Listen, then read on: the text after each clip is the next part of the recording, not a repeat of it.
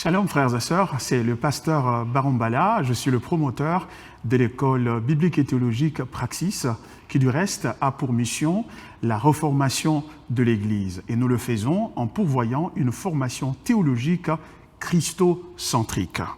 Bienvenue à notre série sur la reformation de l'Église intitulée « L'appel ultime à la reformation de l'Église ». Précédemment, nous avons tenté de répondre à ces trois questions. C'est quoi la réformation? Y a-t-il besoin de la réformation de l'Église aujourd'hui? Et pourquoi la réformation?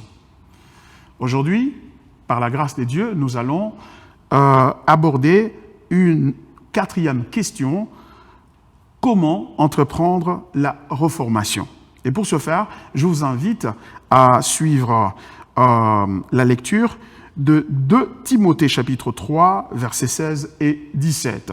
C'est l'apôtre Paul qui s'adresse à son fils dans la foi, Timothée, ici, disant: « Toute écriture est inspirée de Dieu et utile pour enseigner, pour convaincre, pour corriger, pour instruire dans la justice, afin que l'homme de Dieu soit accompli et propre à toute bonne œuvre. » La question qui est devant nous, c'est de savoir comment entreprendre une réformation.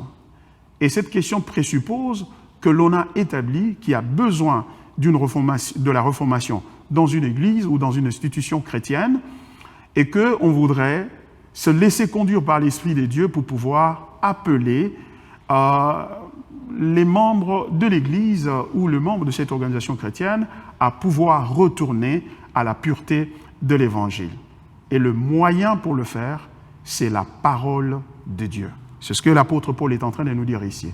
Parce que toute écriture est inspirée de Dieu et utile pour enseigner, pour convaincre de la nécessité de la réformation et corriger les erreurs que l'on a constatées, que l'on a observées dans la vie et la marche de l'Église, c'est-à-dire dans la vie de croyants qui constituent cette Église.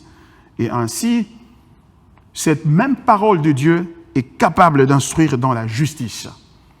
Et vous remarquez tout de suite que ici, il y a une différence claire entre la parole de Dieu et nos propres pensées.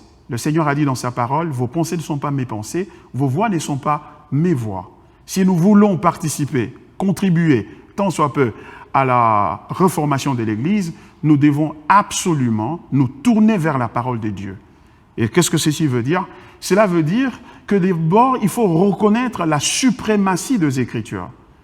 Et que au centre de ces Écritures, ou de cette Écriture, et dans le cas qui nous concerne, il s'agit donc de l'Ancien et du Nouveau Testament, donc de la Bible, qui est constituée de 66 livres, sans les livres apocryphes. Voyez-vous? Alors, au centre de cette parole, il y a la personne de Christ et son œuvre de la rédemption.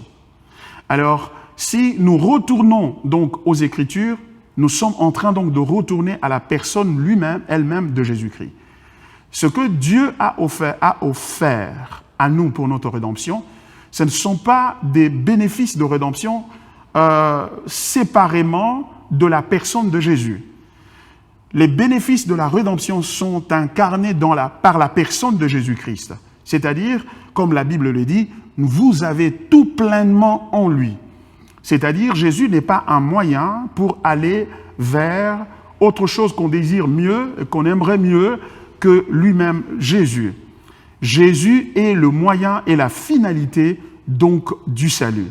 Cela veut dire que nous devons poursuivre Christ comme la finalité de notre bonheur et donc de notre salut. Et chaque fois que l'Église commence à utiliser Jésus pour atteindre autre chose que Jésus-Christ lui-même, il y a besoin de la réformation. Et nous ne pouvons entreprendre cette réformation qu'en nous soumettant à la parole de Dieu, en utilisant la parole de Dieu et non nos propres pensées. Et c'est pour cela qu'il est important de remarquer que lorsque la parole de Dieu n'est plus centrale à l'Église, c'est-à-dire dans la prédication, dans la vie de l'Église et dans la vie des enfants de Dieu, très souvent, se remplacer par des expériences personnelles et remplacées par une emphase sur les besoins de l'homme, c'est-à-dire l'anthropocentrisme, et aussi parfois par ce que nous appelons le syncrétisme, c'est-à-dire le mélange de traditions ou de coutumes ou de connaissances personnelles ou traditionnelles avec les Écritures. Et pour nous qui vivons à l'Occident, ici, nous sommes confrontés à une réalité qui s'appelle le postmodernisme, c'est-à-dire la relativisation de la vérité. Chacun a sa propre vérité, il n'y a plus de vérité unique. Nous devons retourner à la vérité unique qui est la parole de Dieu. Et c'est ce que nous faisons à Praxis. Si vous voulez en savoir plus, nous avons une session spéciale qui arrive déjà au mois de février et je voudrais vous laisser suivre cet élément et je vous retrouve de l'autre côté. Nous avons constaté que l'Église s'est distancée de la centralité de la personne et de l'œuvre de Christ lui-même. Et du coup, il s'est créé dans l'Église une sorte de religion qui ressemble au christianisme, mais qui, au fond, ne l'est pas. Nous réunissons pasteurs, chrétiens, encadreurs, jeunes, en leur donnant des cours pour une meilleure compréhension d'Écriture. Quand on nous a parlé de Jésus, Jésus comme Sauveur et Seigneur, c'est vrai, c'est la réalité. Mais ici, dans la formation Praxis, on nous a encore plus présenté Jésus d'une autre manière. C'est-à-dire vivre pour lui et vivre pour sa gloire. Il y a beaucoup de questions que j'avais en moi par rapport au salut et par rapport à la vie chrétienne qui sont vraiment tombées. J'ai été particulièrement béni par cette manière de christocentraliser les enseignements.